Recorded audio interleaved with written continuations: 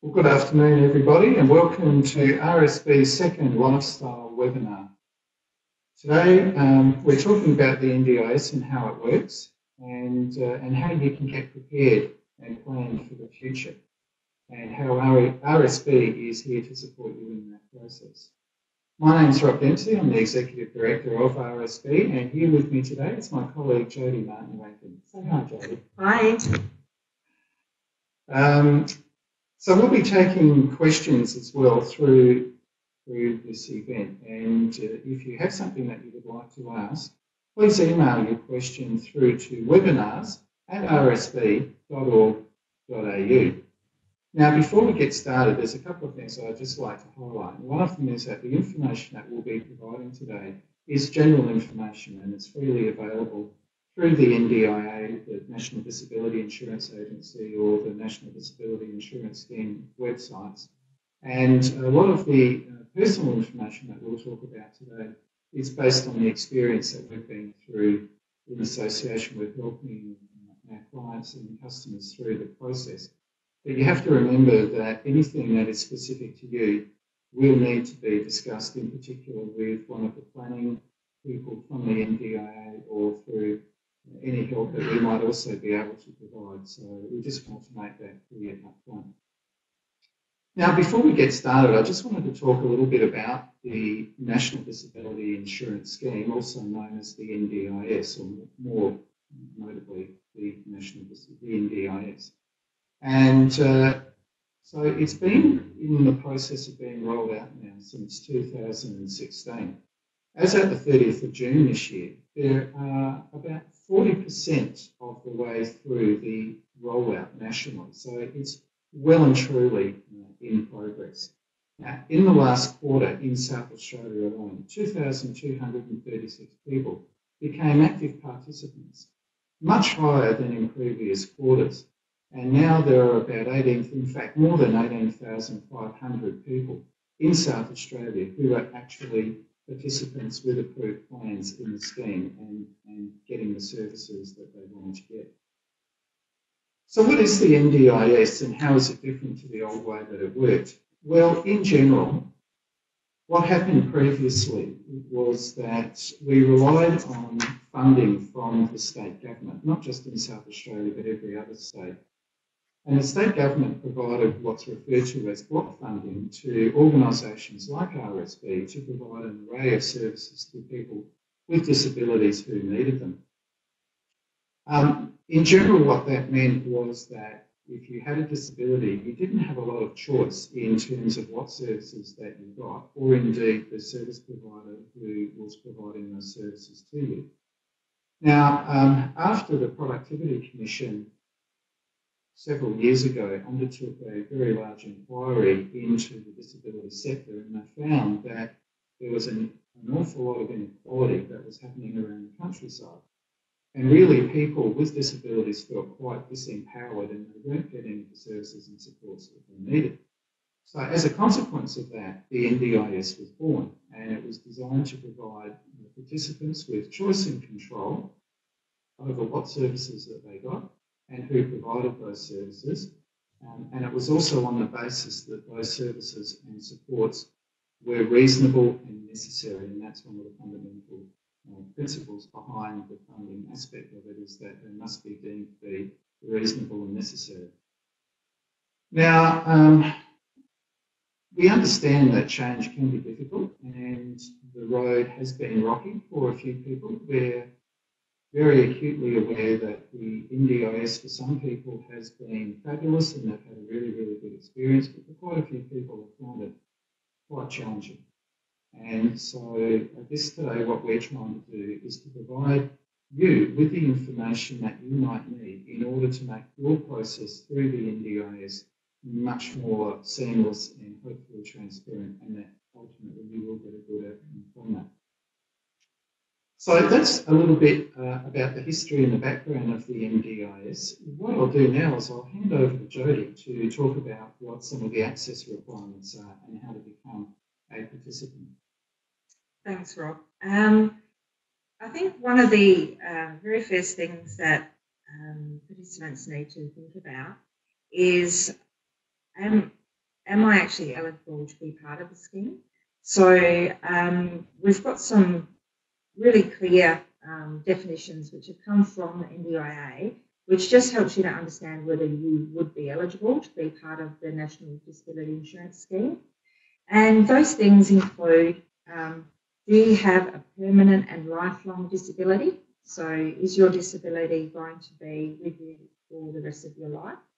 Does it significantly impact on your ability to undertake your everyday tasks? So is it very hard for you to actually manage to remain independent and achieve all the things that you need to? One of the other things is that you do need to be living in Australia. You need to be either an Australian citizen or have a visa that's appropriate and approved by NDIA. You need to be also under 65 at the time of actually entering or putting in your application to NDIS. And the other part of it is that if you are a younger person, so between 0 and 7, even if you don't have a diagnosis, you can actually access an early intervention program, which is there to support people to get the most out of services while they're young. So that sort of covers off most of the access requirements. It is very important that you consider those before going any further with the process. Now, how do people actually access NDIS? So we have a process where if you're already receiving some state government support, you may receive contact from NDIS through a phone call or a letter to say that you can become part of the, or you can have access into the scheme, or you may not. So we're having sort of different experiences for people. So we've got a bit of a guide to help around what you need to do as a step-by-step guide to access NDIS. So the first thing is probably to be quite proactive and actually contact NDIS and give them the information about yourself, and they can then talk through your eligibility and send you out an access request form. So the access request form actually is individual to each person. So it has like a little stamp on it that will then be your ID and identification throughout the NDIS. So it's really important to contact NDIS and get that form. And then through that process of the access request form, you will need to get some reports and as much information as you possibly can about your disability. Really, really important. We have found that some people haven't provided enough information or maybe clear enough information for NDIS, so they have not necessarily got to the next process, the next part in the process. Once that's all completed and you've got approval into the scheme, RSB can actually help you with some discussions and some pre-planning about what it is that you would like to achieve from your NDIS plan. So just having some general discussions about what are the things that you might need some assistance with, what are the things that you really want to achieve in your life. Is it getting some employment? Is it being more mobile and active and participating in your community? And what does that actually mean? So RSB have some really specialised people that can sit down and have some conversation and a bit more discussion about that. Then you attend the NDIS planning meeting with the NDIS, and they have planners there who will have further discussion again and really look at your individual circumstance and help you to set some goals. So the goals may be quite broad or they may be quite specific. So a broader goal may be something like, I would like to be independent and mobile within my community, but more specifically, I want to visit my sister 2 times a week independently. And that's a really specific goal that NDIS can then look at setting and attaching some funding to as well, so that you can get the resources you need to achieve those goals.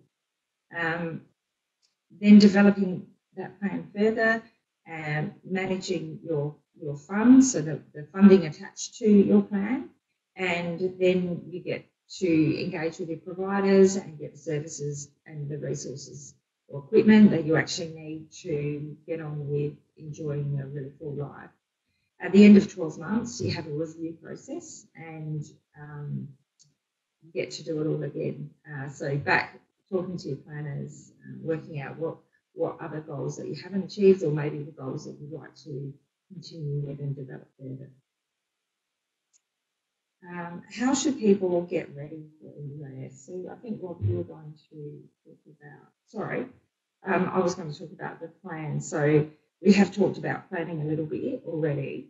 And specifically, I suppose not everyone has thought about what a plan is, what does that actually mean, and they may never have really set goals as is outlined in the NDIS planning process.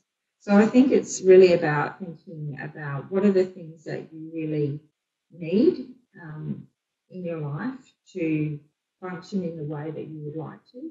So what are the supports you already have, your family and your friends, your network, your local community, and what are the things that I suppose are missing? So those more formal supports which are provided by providers like RSB, so things like orientation and mobility, counselling, thinking about the things that you really enjoy doing, employment services, all of the different type of goals that you would like to focus on, and then looking at putting that all together in a sort of a tailored approach to your individual needs. So that's really what the plan is about. I think we're going to talk a lot about getting ready. Yeah. One of the important things in preparation for going into the NDIS is making sure that you are fully prepared. You have everything that you need. You have a really good understanding about the sorts of things that you would like to do and you would like to get out of the National Disability Insurance Scheme. I can't emphasise enough the importance of being fully prepared to go through that process, because anything that isn't quite ready or you don't have with you will delay the process. And so it's critical that you go through what we refer to as a pre-planning phase before you even have that interaction with the NDIS, so that you are fully prepared and ready to go. What's important is to find out when the NDIS is coming to you in your area, because it is being rolled out on an area-by-area basis. It originally started with the rollout across children, and now it's being rolled out more broadly across the metropolitan area, starting in the north of Adelaide, and I think now it's being rolled out, fully across the state. And there will be a number of people there are a number of people in different areas that are able to support you through that. The information is available on the NDIS, the National Disability Insurance Scheme website. Now, we understand that for people with vision impairment, this can be quite difficult to access websites. Unfortunately, it seems to be the way the government is running to provide information on websites. So if you're not able to access that information, you might be able to seek assistance from somebody that can talk you through that process. But that, unfortunately, is where most of the information you will be able to find will be on websites. So visit the website for an access checklist. Now, this is really important because it actually goes through all the bits and pieces that they require for you to have before you actually go through the process. And also to check if you are eligible against the eligibility criteria. Really important, because there's no point going through this process only to find out that for some reason you're actually then ineligible and you're out of it. So we've put together 5 tips for getting ready for the NDIS.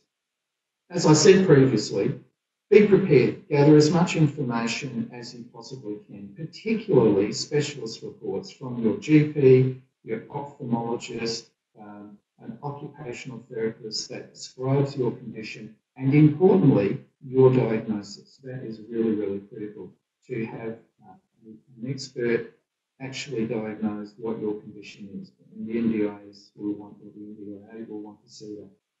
The second, sorry, Rob. Just on that, it's really important also to get the functional impact of your condition. So if your diagnosis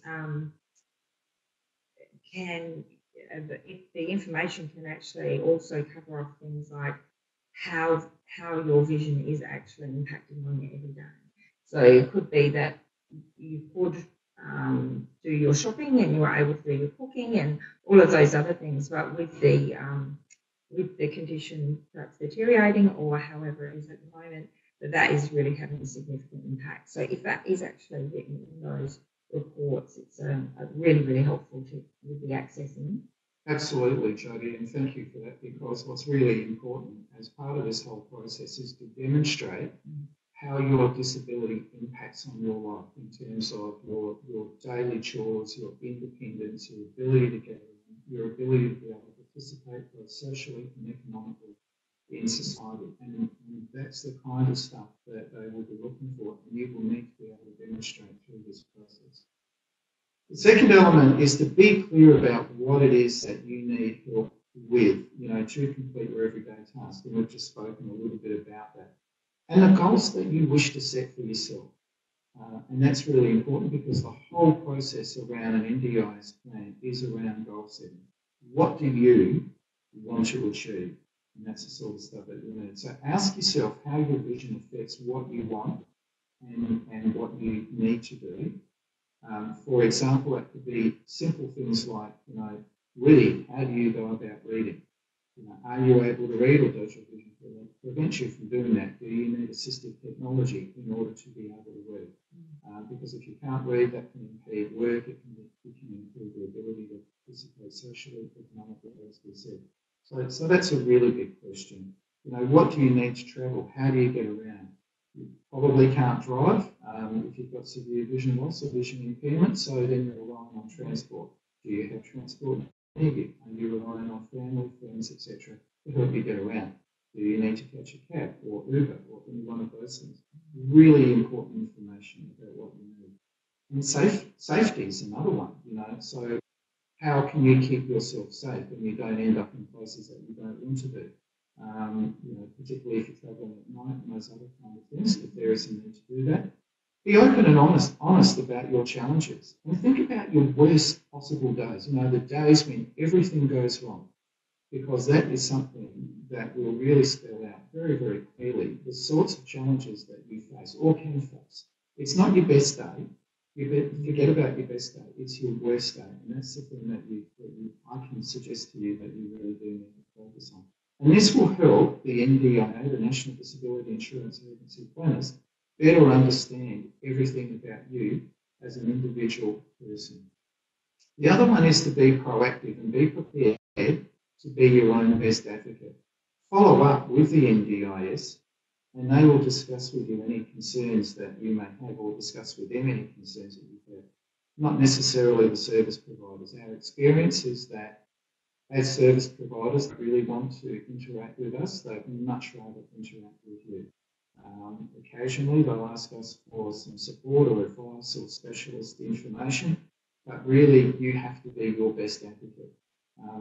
We've heard frequently that the squeaky wheel gets the most oil, so people who have a tendency to ring up and find frequently, where's my plan at, what's happening with it, why is it taking so long? That's the kind of stuff that you really have to do. What you don't want is for your individual process to go to the bottom of the pile. And we have heard circumstances, unfortunately, where people have been waiting months and months and months and are still waiting to hear whether their plan's actually being approved or not. You don't want that, so I would recommend that you be a really strong advocate for yourself and follow that. Yeah, and I think that empowering voice and to be able to actually, this is the time for people disabilities to have a say, and to really get out there and say what it is they need, what they want, and when things aren't working, being able to have the voice and not have to go through a third party, which has been other organisations fighting the fight. But it is time to put that power back into people with disabilities. Yeah, it's really good thing. Yeah, thanks, Jodie. Jodie, that's really good advice. The other thing that I would suggest is that you do share information with us, with RSB or any of your other service providers. You don't have to. That's entirely your prerogative, but it makes it really difficult for us as service providers to be able to support you and also to be able to provide advice on how we can help you or what services and supports that you would like from us. So again, I can only suggest that you do that. It's really helpful for us. It would be really helpful for you, but you're under no obligation to do so. The other aspect is to let the NDIS know the best way to communicate with you. Given that you are likely to have vision loss or severe vision impairment, the usual ways of sending emails or something on the web or even letters are not necessarily going to help you. And so it's important for you to communicate that to the NDIS and let them know whether you would prefer to receive things by post or email, whether or not you prefer a phone call, whether you want something in large print or braille or whatever. It's important to let them know, because otherwise, unfortunately, the information that they send to you will probably just be via some normal communication channel, which you may or may not be able to read or see or understand. Jodie, perhaps you could talk about the planning process and why that goal setting is absolutely so important. Yeah, absolutely. I think NDIS really wants to see a clear link between goal setting and the support that an individual will require. So it's really important to understand what those goals are and be really clear and define those goals. So there's many different things that people may want, and they're very varied and very individualised. But things like employment, we have spoken about that a bit, and employment is a big focus for NDIS. They really do want people to, the whole point is for people to become as independent as they possibly can and to build capacity so that they can enjoy and be involved in, participate in all aspects of life that anybody has the right to be involved in. So thinking about, as Rob spoke about before, travel, sport, family, social aspects of getting to see your friends and being involved in community activities, just being able to go to visit people who you want to see regularly without having to rely on others is also that part of being really independent and empowered. So I think the goals are really about focusing on the things that you love doing, the things that you really want to do and are, I suppose, a part of everyday life. The other parts of the goal setting is thinking about all aspects of that goal. So, for example, if it was about going to visit your sister, then in order to do that, you may need to have the resources, including orientation and mobility, some equipment. You may need a cane, or you may need a guide, you may need a guide dog. There's a whole range of things within that one goal around visiting your sister. You may need some support with counselling, depending on how you're travelling, some peer support, meeting up with others who are experiencing similar things. So there's a lot that can be considered under the one heading of a goal. So that's where doing the pre-planning actually starts to tease out some of those things that maybe you don't necessarily think about when you're just thinking about how I get to my sister. I think the other part of it is having discussion with the NDIA at your planning session and being really open and honest about what it is that you're struggling with and what are those challenges, so that the resources can be put in place so that you actually get to achieve that goal. Some of the other things are, I suppose that really covers off on the majority of things around the importance of it. And I think once that you have defined that goal, the resource is then attached, which is the funding, which helps you to actually get out there and then actually make that happen. How can RSB support in all of this and with the process? So RSB can really assist in many ways, from helping with information. I mean, we do recommend that you start with looking at NDIS and the website if possible. But if you need some assistance with that, we can actually help with that as well, give you some direction, helping with the planning and the goals, navigating the system, which is really difficult, especially for people who have significant vision loss, because a lot of it is website based, which is difficult. But we can actually help to translate how to make things a little bit easier as well. What does it actually mean when NDIS is asking me these specific questions? And we can actually help you to understand what that actually means. Remembering that each person is very different, so that support would look different for each person as well. And it's very personalised, I suppose, that process. We have a team of specialists, of staff who can actually help you to understand that more. So they're here ready to assist. We also, through that process, just help you with information so that you can do as much of the process through the NDIS navigation as possible for yourself, so that you're actually able to do that without as much support, if that is your situation. We'll take time to listen to your story, think about solutions that might be tailored to your individual needs.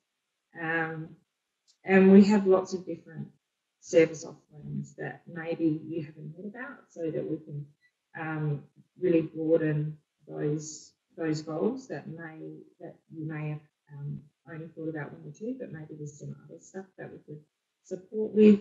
So looking at assistive technologies, ways of keeping you connected with others, and ways of making your life a lot easier.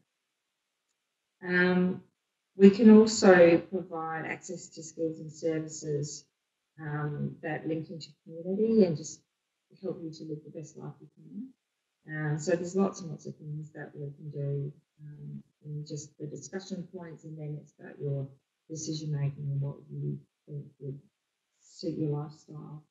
And that can be staged too. You may actually feel that there's some things that you really want to underpin before you move on to broader goals in the next couple of years as well. So we can help with all that planning as well. We've completed hundreds of plans and pre-planning sessions and discussions and conversations, and supported people with their NDIS planning as well. So we've been available to go to that planning session as a support for people who are actually going and sitting with NDIS planners. And that has been really, really, really helpful for people as well. When it may feel a little bit complicated or a bit confused, RSB can support. Yeah, very overwhelming, very overwhelming. So yeah, we can certainly assist with that.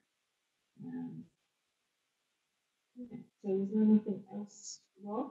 No, I think that if you do want some help or support through this process, we are here to support you. So book into one of our pre-planning sessions, and you can do that again through our webpage, rsb.org.au, if you're able to, or phone our dedicated customer service team on 1300 944 306. That's 1300 944 306. And for those that have actually sent through questions, we haven't really got time to answer those now, but what we will do is make sure that all of those questions are answered, and we will get one of our experienced team to get back to you with the answer to the questions that you put forward. Jodie, thank you so much for your input today. It's been really great. I think the information that has been provided, as I said, it's general information, it's freely available information, but it is based on, I guess, our involvement and our experience in helping people through the NDIS and the planning cycle. So I do hope that you found it useful. RSB does have a wide range of services and supports that we can help you with, and these include a wide range of assistive technology, occupational therapy services, our guide dogs, orientation and mobility instruction, exercise physiology, counselling, wellness support, transport, and we do have a wide range of volunteers who we can also get to help and support you as well. The RSB really specialises in working to understand your day-to-day needs. It's what we're here for. And to work with you to set and plan your aspirational goals. And this is a really important part of your career planning process. As I said before, this is your time. This is going to be your experience. You need to be prepared to get the maximum benefit that you can possibly get out of the NDIS. Leaving it to chance is not going to get you the outcome that you're looking for. And unfortunately, we've seen that all too often where that's happened. We will be running a special Facebook Live Q&A session soon with some specialists from the RSB team who will be able to provide information about logging into this and having your questions answered by our team. We'll get those out to you either today or in the very near future. Thank you so much for tuning in today. We really do appreciate your interest and your involvement in everything that we do. We do have a number of webinars and video campaigns remaining in our lifestyle series, including Cooking with Confidence with the wonderful Callum Han and the Sprout Cooking School, Seeing a Better Australia with commentator Bernard Salt, who is just an amazing guy to listen to and has a wealth of information. And of course, our very own Ambassador Derek Rebello.